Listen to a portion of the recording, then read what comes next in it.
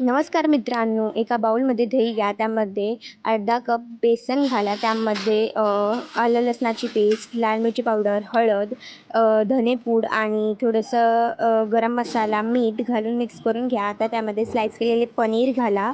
त्यानंतर त्यामध्ये क्यूब केलेले कांदा आणि शिमला मिरची घाला व मॅरिनेट करून घ्या.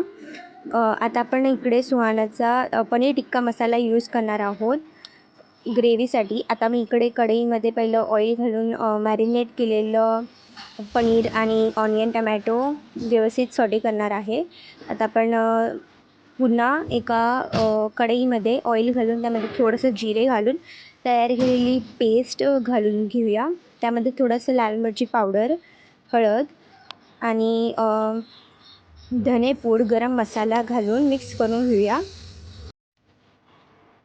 आता आपण त्यामध्ये चवीनुसार मीठ घालून थोडासा चाट मसाला घालून परत मिक्स करून घेऊया.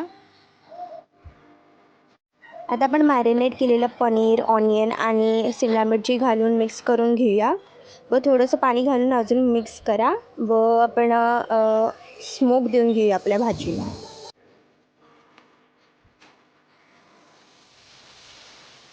अशा प्रकारे तुम्ही घरच्या घरी पनीर टिक्का मसालाची भाजी रेडी करू शकता. प्लीज ही रेसिपी नक्कीच ट्राय करा व तुम्हाला आवडली असेल तर कमेंटमध्ये सांगा आणि सबस्क्राईब करायला विसरू नका. थँक्यू.